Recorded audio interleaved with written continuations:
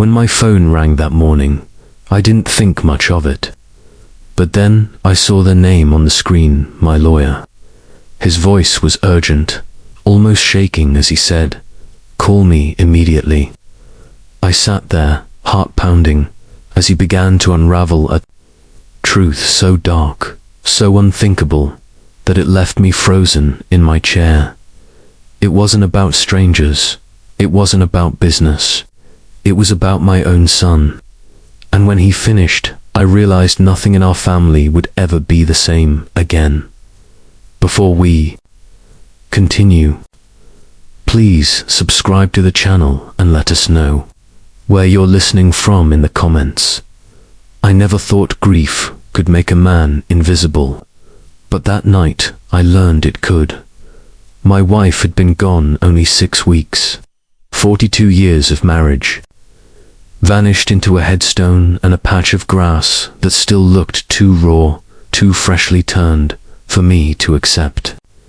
People brought casseroles and cards at first, but the noise faded, and what was left was silence and an ache in the chest that no prayer, no whiskey, no night of staring at the ceiling could cure. I had come home from the cemetery that afternoon, with my tie still tucked inside my jacket pocket, too tired to even hang it. The house was crowded that evening, though not for her, not for me. My son had gathered his friends in the living room, voices loud, glasses clinking, the television on, laughter spilling like a celebration.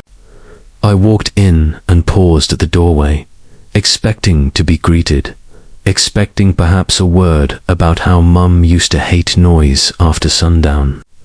Instead, my son turned, lifted his glass, and with a smirk said, "Dad, you should head upstairs. We've got this handled down here." Handled, as though it was his house now, as though my presence was a disruption. I swallowed hard, waiting for a softer tone, an acknowledgement, but none came. One of his friends laughed and asked where the good whiskey was, and my son answered without hesitation, "Top shelf. Dad always hides it, but it's ours tonight." Ours. I stood there, the wood of the doorway pressing into my palm, and for the first time in my life, I felt like a guest in the place I had built with my bare hands. When I didn't move, he came closer. His voice lowered, but carried the same sharpness. "Dad, you need rest. Just go to your room. We'll clean up later." He patted my shoulder like a nurse shooing away an old man. I looked around. His friends avoided my eyes, sipping from glasses they hadn't filled. But I recognized the sound of my own bottles being poured. There are moments when memory collides with reality, and you don't know whether to scream or laugh. I remembered the nights when he was a boy, and we'd sit in this same room with building blocks spread across the carpet. He'd fall asleep against my chest, while cartoons still flickered on the screen. Back then, I was his whole world. Now, I was in the way. "Do you even hear yourself?" I asked quietly, my throat dry. His face hardened. "Dad, you've been through a lot, but it's time to let us handle things. Mum's gone. Things are different now." Different, yes. That word cut sharper than any knife. I don't recall how long I stood there. Maybe a minute, maybe an hour. Time bends when your heart breaks. His words echoed in my head. Mom's gone. Things are different now. He might as well have said, "You don't matter anymore." The laughter resumed behind me. Glasses lifted again, music swelling louder. I turned away before they could see the moisture gathering at the edge of my eyes. It wasn't just about the whiskey, or the noise, or even the dismissal. It was about the casual way my son erased me from my own home, the home I had spent decades building brick by brick, sacrifice by sacrifice. I climbed the staircase slowly, the wood groaning under my weight, like it, too, was weary. Upstairs, the silence was unbearable. Her robe still hung behind the bathroom door. The indent of her head still lingered faintly on her pillow. I sat at the edge of the bed, listening to the muffled celebration downstairs, and for the first time, grief turned into something colder. It was not rage. Rage burns quickly. This was something slower, heavier, a seed planted deep inside me, waiting for its season. I wanted to shout, to storm down those stairs, to tell him this was my house, my life, my rules. But when I stood, something inside me refused. Dignity, perhaps, or exhaustion. Instead, I reached for my coat, the same one I wore to the funeral, and put it on as if preparing for battle. My hands didn't shake. My breathing steadied. Decision formed in silence. I would not fight for scraps of respect in my own home. As I reached the bottom of the stairs, my son looked up briefly, glass in hand. He smiled like nothing had happened, like the words he had spoken were already forgotten. He didn't notice the look in my eyes, the weight of my silence. Maybe he thought silence meant surrender. He was wrong. I walked past them all without a word, the front door opening with a low groan that cut through their laughter for a moment. The night air was cold, bitter, but it cleared the fog in my chest. I didn't slam the door. I didn't say goodbye. I didn't yell. I didn't cry. I just got up and walked out of my own house. The next morning, I sat in my truck outside the house, staring at it as if it were a stranger. The windows reflected the grey sky, blank and cold, giving nothing back to me. Once, this place had been alive. Every brick had been laid with sweat, every nail driven with purpose. I had taken 2 jobs when the foundation was poured, working late nights at the factory and early mornings at the bank, just to make sure the roof over our heads belonged to us and not to some landlord who could toss us out when the rent was late. That house wasn't just walls and beams, it was my life's ledger, proof of every sacrifice I had made for them. I remembered the day I first carried my wife across the threshold. She laughed, embarrassed at the old tradition, but her laughter bounced off the bare walls, filling the emptiness with something sacred. We had no furniture, then just a mattress on the floor and a second-hand table I had refinished in the garage.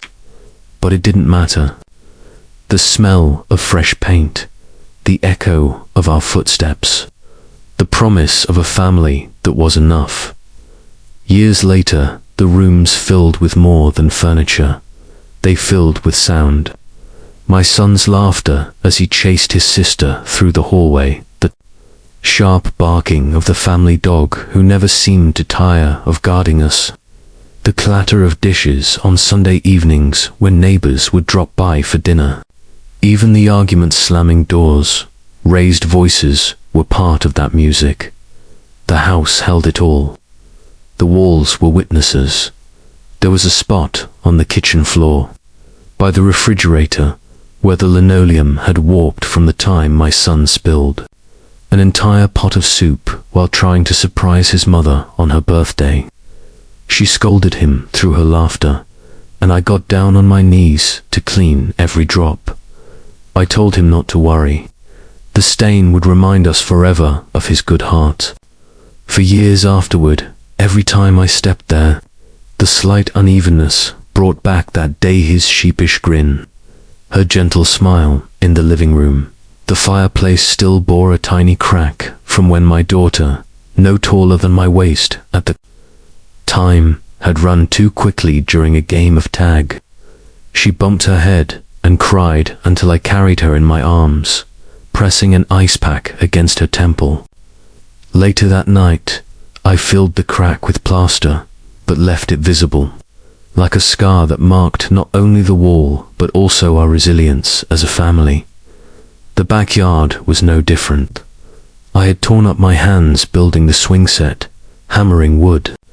Late into the night, after long shifts, my wife had brought me lemonade, kissed my dirty cheek, and told me I was building more than a swing. I was building memories. She was right. I can still see my children's legs pumping in the air, their voices shrieking with delight as they tried to reach the sky. And I remember the way I used to push them higher, pretending to let go but never truly releasing them, because that was my job, to hold them safe even when they thought they were flying. Every corner of that home was soaked with sacrifice. I skipped vacations to pay off the mortgage. I sold my truck to afford college tuition. I wore the same winter coat for 15 years so they could have new ones each season. That house wasn't just where I lived, it was my monument. Each board was a testament to love, each nail a record of duty. But sitting in my truck that morning, staring at it after the night I had been dismissed from its heart, I realized it no longer belonged to me. The laughter that once gave it life had shifted, transformed into careless noise that mocked the silence of my grief. The rooms were occupied, yes, but not with the spirit that once made them sacred. I thought about the dining table, how many nights we had bowed our heads before meals, giving thanks. My wife's hands folded gently over mine, her voice leading us in prayer. That same table now hosted empty bottles and card games, voices raised not in gratitude but in arrogance. Even the walls seemed to know. They held the echoes of birthdays, anniversaries, Christmas mornings where children in pajamas tore through wrapping paper. They remembered the day I carried my wife inside after her surgery, careful with every step, laying her gently on the couch while I read the doctor's instructions by lamplight. That house remembered everything I had given, even when my own children had chosen to forget. And it wasn't just forgetting. Forgetting can be forgiven. This was erasure, a rewriting of history where their comfort came not from sacrifice, but from entitlement. They wanted the fruits without the memory of the labor. They wanted the home without the father who built it. I leaned forward, resting my forehead against the steering wheel, and let the images wash over me. The scent of her cooking, the soft hum of her singing as she worked by the stove, the squeak of the back door no matter how many times I oiled the hinges, the sound of my son's footsteps pounding down the stairs when he was late for school. All those fragments of life, once so vivid, now ghosts drifting through halls that no longer welcomed me. It was then I understood something sharp and cruel. My identity had been woven into that house. Without it, without the recognition of what I had built, who was I? Not a father, not a husband, just a man displaced from the very monument of his existence. The silence inside me deepened. It wasn't the silence of peace, nor the silence of exhaustion. It was the silence of recognition, the recognition that love, when unacknowledged, curdles into emptiness, that a home, no matter how sturdy, is fragile when those who live within it abandon its soul. I turned the key, letting the engine hum. For a moment I thought of driving away and never coming back, of letting them have it all, of surrendering the memories to their carelessness. But my hands tightened on the wheel, and I knew I couldn't. This house was more than brick and mortar, it was my life's testimony. And if they had forgotten who built it, then one day I would remind them. I looked up once more at the windows, blank and unfeeling. My wife's curtains still hung in the upstairs bedroom, fluttering faintly from a draft. It was as if she was still there, watching, waiting for me to decide whether to give up or to endure. Endurance won, but not the kind they expected. I pulled away from the curb, my reflection flickering in the rearview mirror as the house grew smaller behind me. And for the first time, I admitted to myself a truth that nearly broke me in two. It used to be filled with love. Now it echoed with silence. Money was never just money to me. It was time, sweat, and the measure of every hour I traded away from my family so they could have something more than I had been given. Every dollar had a face, my children's. Every bill I slid across a counter. Every check I signed was a promise whispered in silence. You will not go without, not while I'm here. I still remember the envelope with my son's college acceptance letter. He came running into the kitchen, waving it in the air, shouting my name instead of Dad because excitement had made him forget formality. My wife cried into her apron. I laughed and clapped him on the back, but when the numbers came tuition, housing books, I felt the weight of an ocean drop onto my shoulders. He saw opportunity. I saw debt, but I didn't let him see my fear. That night, when everyone was asleep, I sat at the dining room table with a yellow legal pad and my old calculator. I made columns: salary, expenses, the meager savings account we had managed to protect. I knew immediately it wouldn't be enough.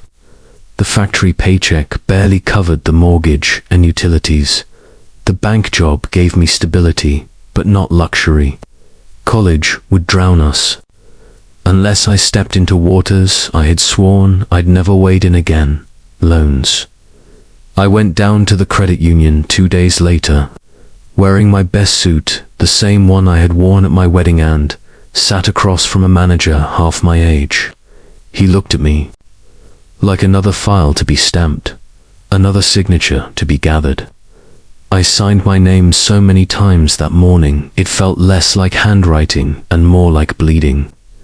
Each stroke of ink tied me tighter to a future debt I knew I would shoulder alone. When my son hugged me after graduation, in his robe and cap, he whispered, "We'll always be there for you, Dad." My heart swelled so much I thought it might burst through my chest. All I could see in that moment was the boy who had once built Lego castles on our living room floor, now stepping into the world as a man because I had built something sturdier. For him, I thought, this is worth it. My daughter's wedding came next. She chose a vineyard upstate, elegant and sprawling. Nothing like the modest church ceremony my wife and I had when we were too poor to afford flowers. She wanted chandeliers and a string quartet. I nodded, even when the quotes came in higher than I could breathe. I sold my truck to make the down payment on the venue. I cashed out the small retirement account I had been building for 30 years. When she walked down the aisle in white, radiant and trembling, she kissed my cheek and said, "You've always given me everything, Dad." I believed her. Even their homes bore my fingerprints. When my son and his new wife searched for their first house, they were turned down by every lender. Bad credit, unstable employment. I remember the way he looked at me across the bank desk, shame dripping from his voice as he asked if I would co-sign. I didn't hesitate. I thought of the roof I had built for him once before, and I told myself, what's one more roof? I signed again, another binding, invisible chain. Each sacrifice was tallied not in receipts, but in the erosion of my own future. My knees still ache from the factory floors I never left behind. My hands still crack in winter because I worked through every storm. The bank account that could have given me peace in old age was stripped bare to fund their beginnings. And still, I smiled. Still I told myself this was love's duty. But memory has a cruel way of stitching itself to the present. When my son told me to go upstairs that night, to leave my own living room, my mind did not only hear the command, it pulled back all the receipts, all the sacrifices, like pages being torn from a ledger and thrown in my face. The student. Loan statements I paid long after his diploma gathered dust. The invoice from the vineyard. The foreclosure notices I kept hidden from my wife so she would not worry. All of it stacked, higher and higher, until the weight threatened to crush me. I thought of the whispered promises, "We'll always be there for you." Dad, and heard instead his new command, "You need to leave." There is no sound as sharp as betrayal spoken in casual tones. No knife as deep as love turned into burden. I opened the old filing cabinet in the garage later that week, searching for anything to remind myself this wasn't a dream. Folders upon folders of receipts, bank slips, loan agreements. My name inked over and over again, like the chorus of a hymn no one else bothered to sing. I held them in my hands, these brittle papers, and realized I had traded decades of labor not for gratitude, not even for memory, but for erasure, because it was not only that they forgot. Forgetting could be forgiven with time, with understanding. This was something colder. They lived as though none of it had happened, as though their comfort had sprouted naturally, without the soil of my sacrifice. They had rewritten the past, where I was not the cornerstone, but an inconvenience. And the cruelest part was not that they rejected me. It was that they rejected the cost of me, the years, the sweat, the nights I worked instead of sleeping, the meals I skipped so theirs would be full. I sat at the table again, alone this time. The same table that once held laughter and birthday candles. I spread the papers across its surface. They looked like tombstones in miniature, a graveyard of my devotion. That was the night the final clarity came. They didn't just forget me. They erased the debt I paid with love. I had lived my whole life believing that love could excuse anything. But sitting in the garage that night with the papers spread around me, I realized love had become the camouflage behind which betrayal hid. Each slip of paper was not just a receipt, it was a trail, and trails, when followed, always lead to truth. The next morning I shaved, put on my old bank suit, and looked at myself in the mirror. My hair had thinned, my face had lines that spoke of decades spent leaning into work, but my eyes were still steady. My son had seen only an aging father stumbling through grief. He had forgotten what I used to be, a man who dealt in numbers, who understood contracts the way others understood scripture. At the bank downtown, I walked in and asked to see an account manager. They tried to wave me off, asked for appointments. But there are certain tones a man learns after years behind a desk that leave no room for refusal. Within 10 minutes, I was sitting across from a nervous young man clicking through a computer screen, glancing at me over his glasses, as if wondering why someone like me was digging through files this old. "Your son's mortgage," he began, "carefully, is still tied to your name. As co-signer, you're equally responsible." I nodded, though my throat went dry. "And there have been irregularities." He turned the screen so I could see. Missed payments, late fees stacking like bricks in a wall, letters sent and ignored. I felt the old ache in my chest, the weight of every signature I had written. My son had stopped paying months ago. The house he and his wife lived in stood not because of his diligence, but because my name, my credit, my sacrifices propped it up like a crutch. I leaned closer. "And the car loans?" The young man hesitated, then clicked again. "2 vehicles, both under my guarantee.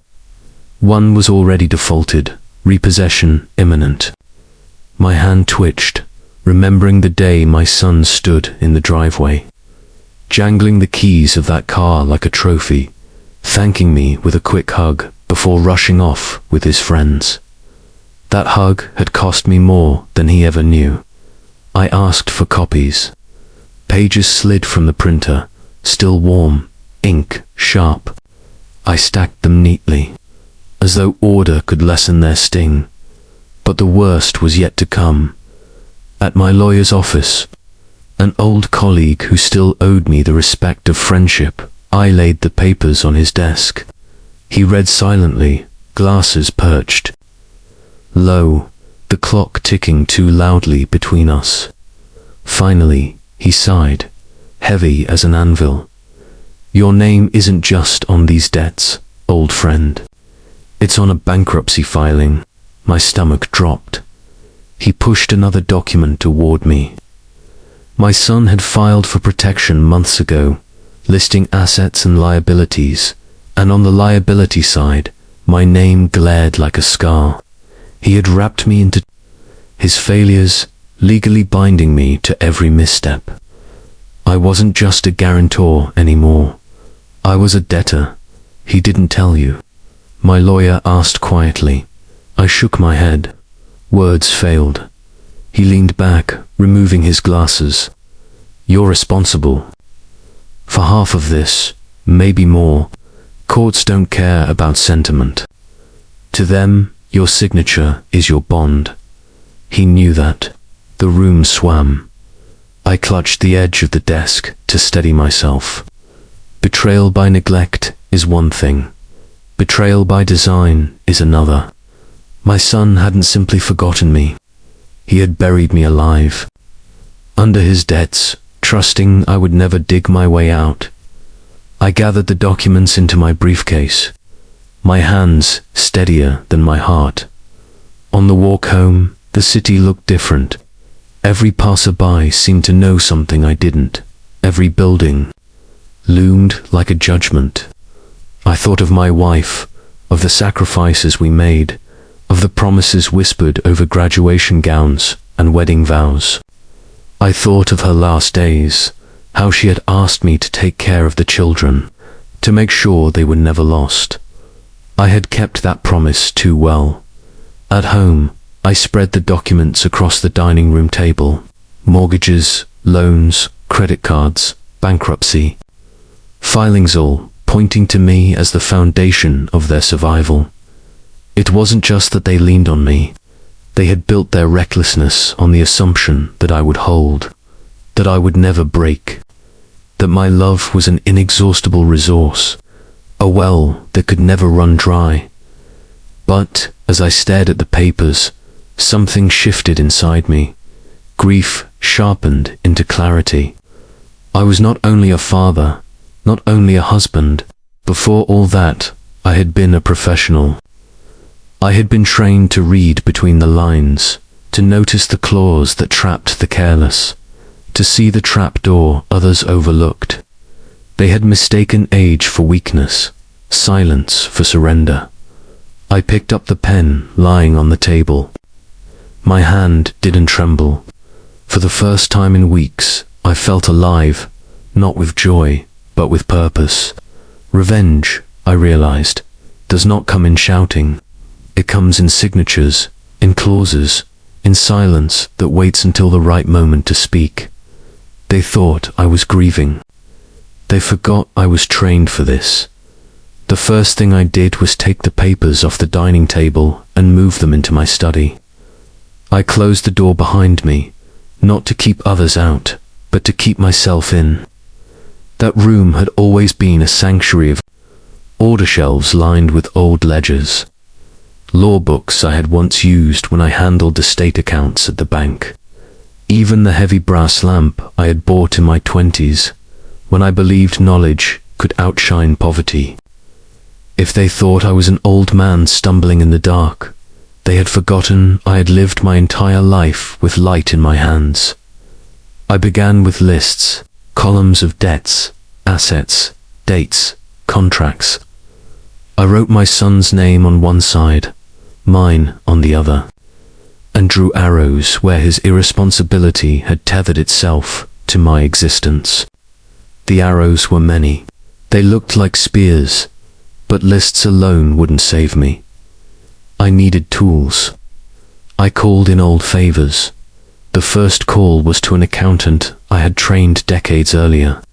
He remembered me instantly, his voice warm with nostalgia. When I explained my situation, the warmth turned into steel. "Bring me everything," he said. "We'll dissect it line by line." 2 days later, his office smelled of stale coffee and ink, just as I remembered. He spread the documents before him and frowned. "Your son played fast and loose, but he didn't play smart. There are gaps here, loopholes, places we can use." He tapped the papers with his pen. He thought signing your name bound you.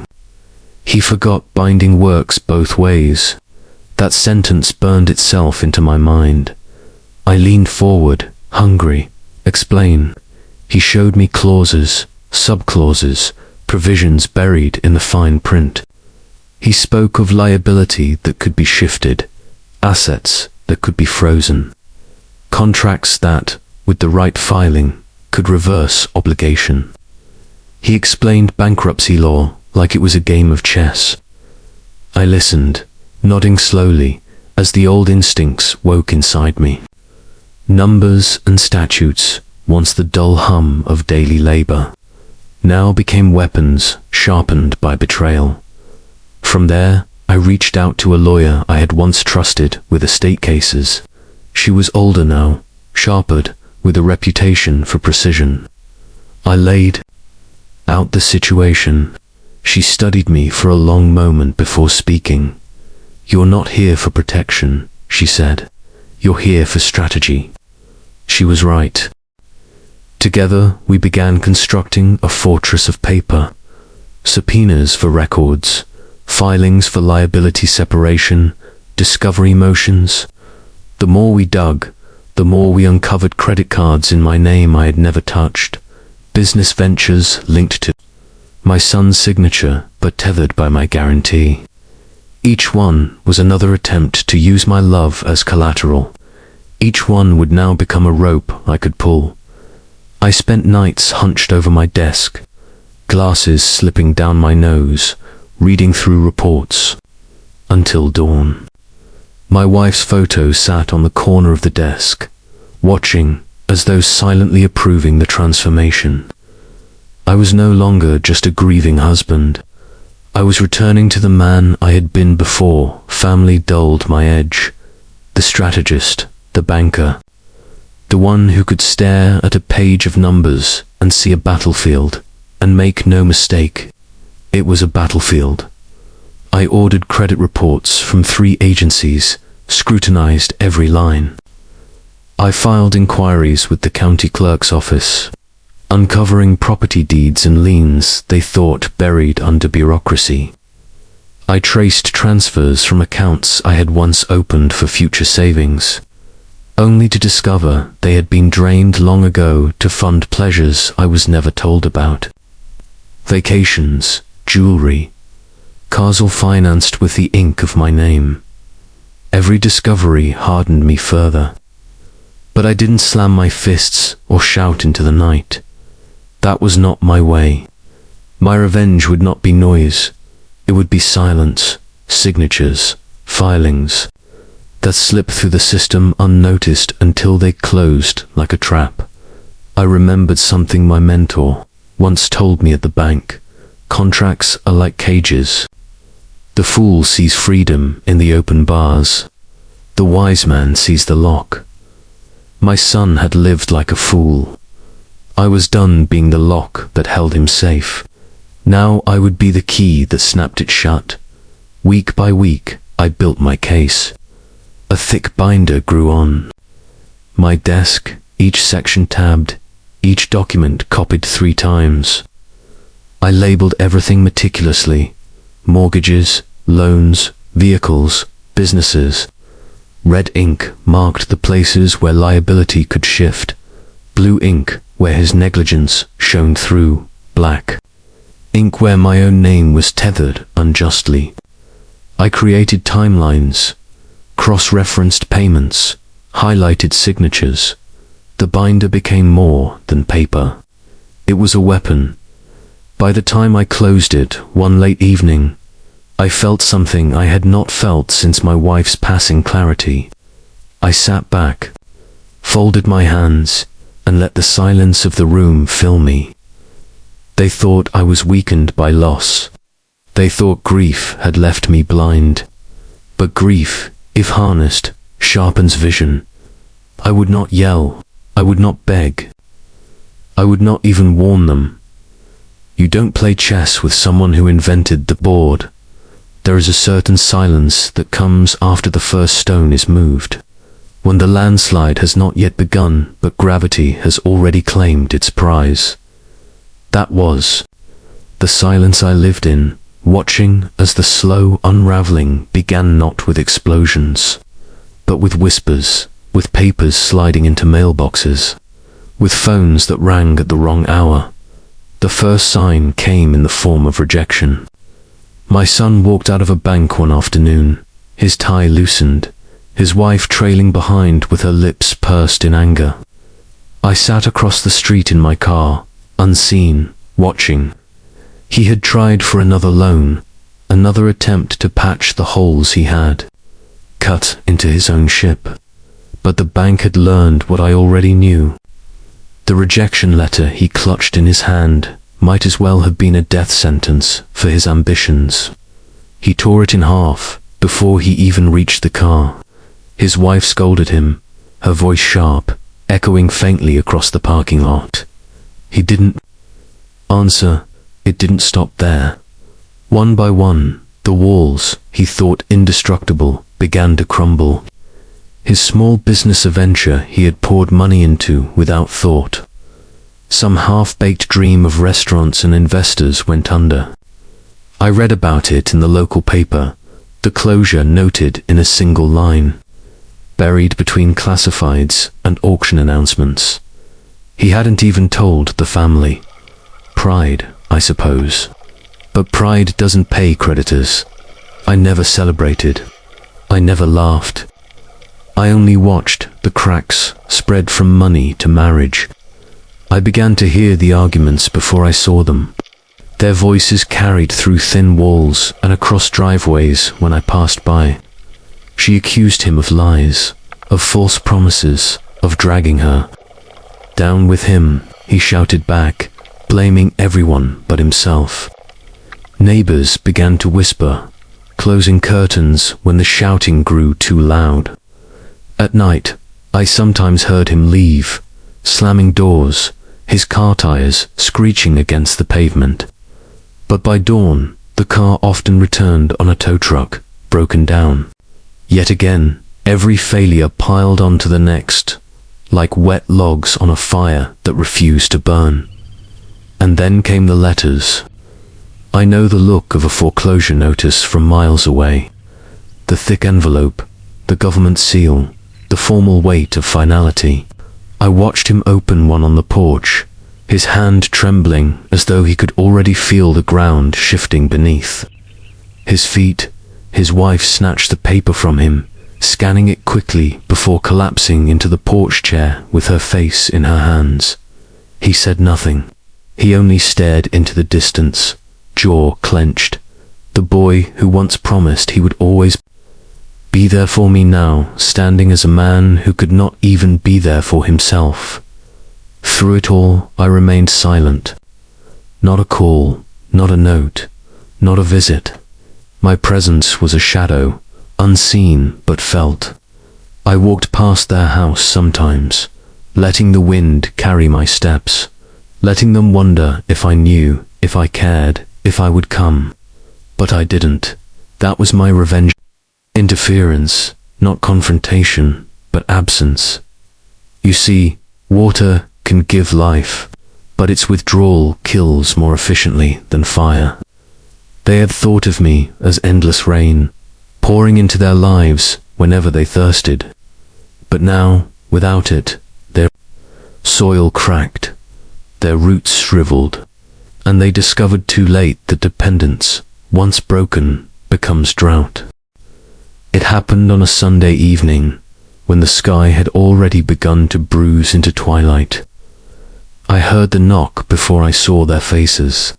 Slow, hesitant, the kind of knock that doesn't belong to pride but to desperation.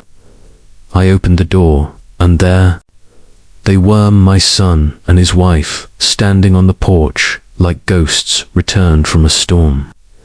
Their clothes were wrinkled, eyes rimmed red, and for a moment I saw not adults but children again, children who had once run into my arms after scraping their knees. But the years between us and the silence I had given them hung heavier than blood. "Dad," he said, his voice cracking, "can we come in?" I stepped aside without a word. The living room that had once been theirs to invade was now mine, and it swallowed them whole in its silence. They sat stiffly on the couch, their hands clasped together, as though holding each other was the only thing keeping them from falling apart. He started first.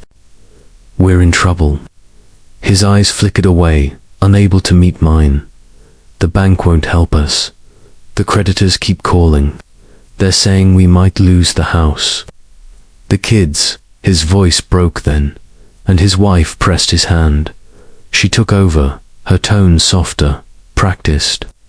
"We know we made mistakes, but you've always been there for us. Always. Remember when you carried him on your shoulders to his first baseball game? Remember when you stayed up nights helping me study for finals because I couldn't focus?" She leaned forward, her eyes glistening. "You've never let us fall. Please, don't let us now." I said nothing. The silence thickened, pressing down on them. My son began to fidget, words tumbling faster. "Dad, you don't understand. We tried. We really did. But Mum would have wanted you to help us. She always believed in family. She wouldn't have let us suffer like this." At her name, my chest tightened, but I kept my face still. They were reaching for ghosts, pulling the memory of the woman I loved into their bargaining, dragging her into debts she had never signed. He leaned closer, his voice dropping to a whisper. "I know I said things I shouldn't have. That night, I was drunk, stressed, grieving too. I didn't mean it. You're my father. You always will be. Please, we're begging you." I watched the sweat bead on his forehead, the way his hand trembled as he reached across the coffee table, stopping just short of mine. His wife's mascara had smudged, streaks cutting through her face like cracks in porcelain. They were unraveling. Right here, where once there had been laughter and light. But I still said nothing. The silence stretched until it became unbearable. His wife finally broke. She sobbed openly, burying her face in her hands. "We'll do anything, anything, just don't let them take everything." I rose slowly, not to comfort them, but to look down on them with the weight of every year, every sacrifice, every erased debt. My shadow fell across their faces, and for the first time, they looked truly afraid not of losing their possessions, but of realizing they no longer had me to shield them. I let the silence stand one moment longer, and then I spoke, my voice steady, cold, final. I wasn't their family anymore. I was their creditor. I did not invite them back immediately. Days passed after their first visit, days in which they called, left messages, circled my driveway like moths around a flame. I let them wait. Desperation needs time to soften pride before it can bow. Finally, one evening, I opened the door when they knocked again. "Come in," I said simply. No warmth, no anger, just the authority of a man who knew the ground beneath their feet was no longer theirs. They stepped inside cautiously, as if entering a courtroom where judgment would be passed. I led them to the dining table. It was cleared, polished, and at its center sat the binder, thick, heavy, each page tabbed and marked. My son's eyes darted to it immediately, his face pale. He knew. I sat at the head of the table and opened it without a word. Page after page slid across to them. Copies of mortgage agreements, car loans, bank denials, bankruptcy filings. Each one highlighted, dates aligned, signatures circled. This, I said, tapping the first page, was the house. Payments missed, months at a time. This was the car defaulted. This was the business bankrupt before it even opened. Here I slid forward. The bankruptcy filing is where you tied me to your failures, without a word. My son tried to speak, but the sound died in his throat. His wife clutched his arm, her face draining of color as she read the lines. I continued calm, steady, relentless. Every lie, every omission, every time you smiled at me while using my name as currency, it's all here. You thought I wouldn't notice. You thought grief had blinded me, but I was watching. I've been watching for a very long time. There, silence was louder than any denial. His hands trembled as he turned the pages, sweat gathering at his temple. She whispered, almost to herself, "How? How did you get all this?"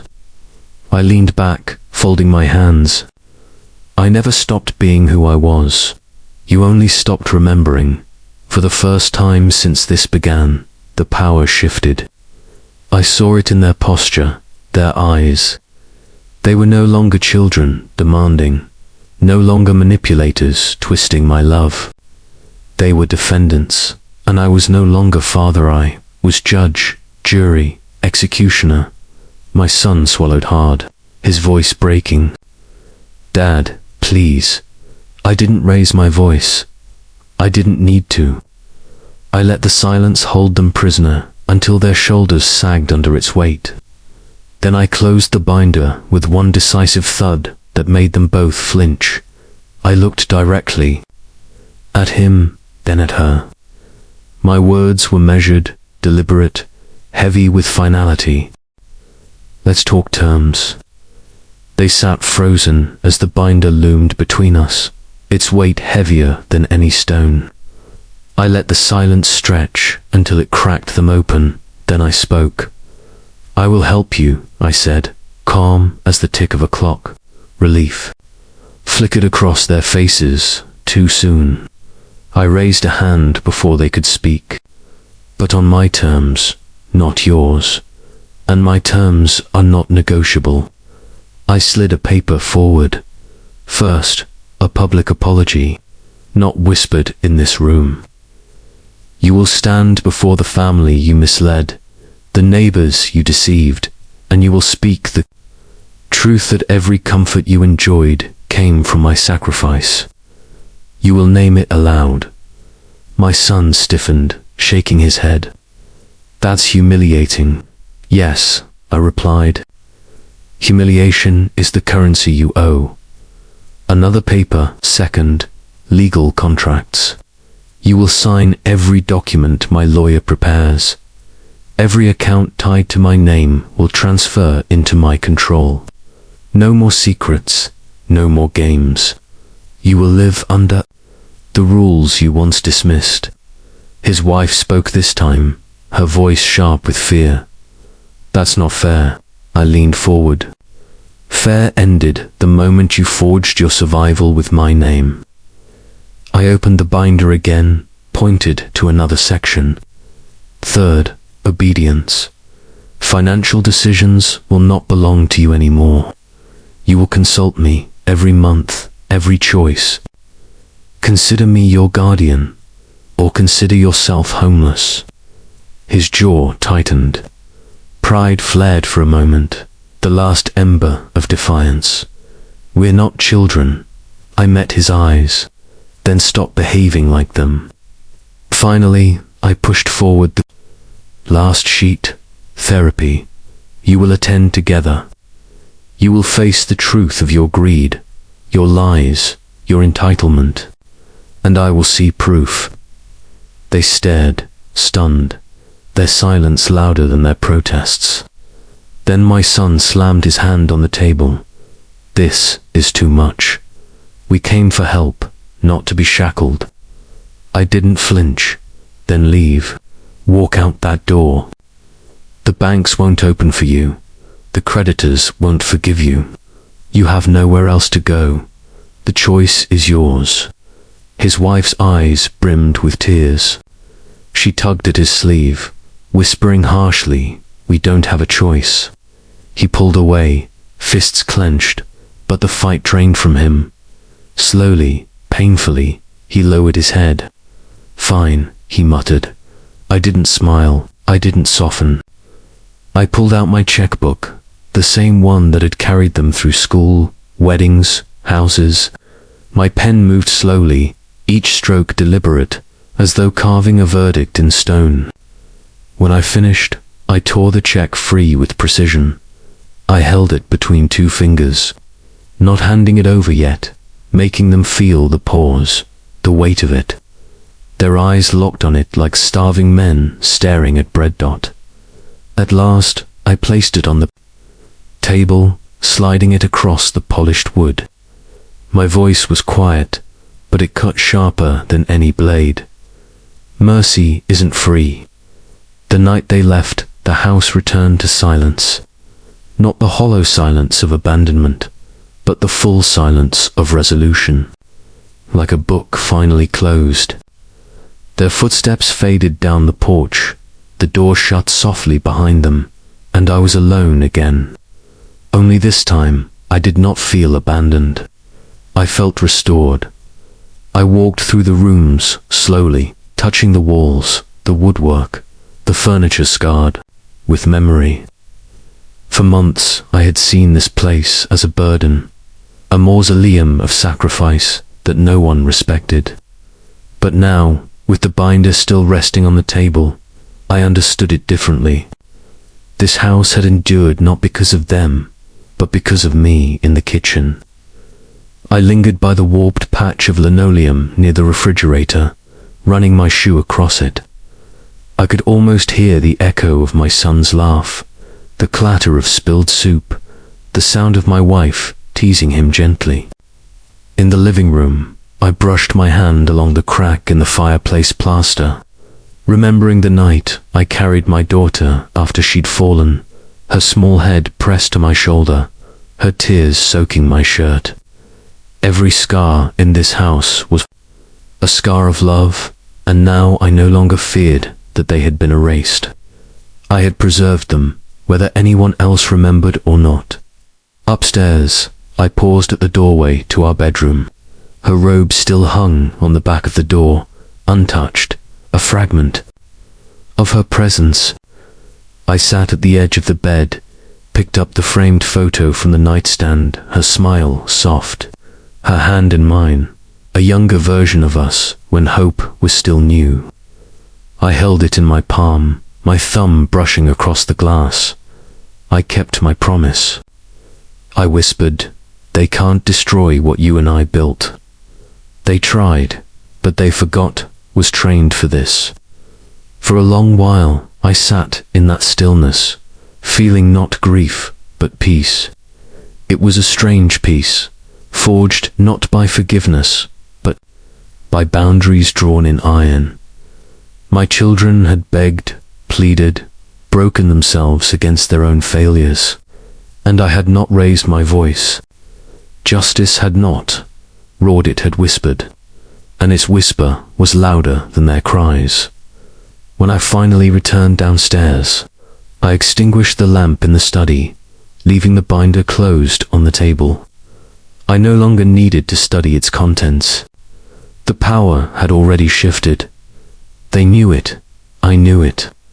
The house itself seemed to know it, the floorboards sighing beneath my steps as though relieved. I poured myself a glass of water, sat by the window, and watched the garden sway in the evening breeze. The roses my wife had planted so many years ago were in bloom again, their petals trembling gently in the dark. Their fragrance drifted faintly through the screen, soft, steady, indifferent to everything except time. And I smiled, because even roses know what my children never learned: growth requires both rain and drought. They wanted me gone. Now they can't move without me. Kindness is not weakness. It's patience, weaponized. Justice wore the scent of roses this year.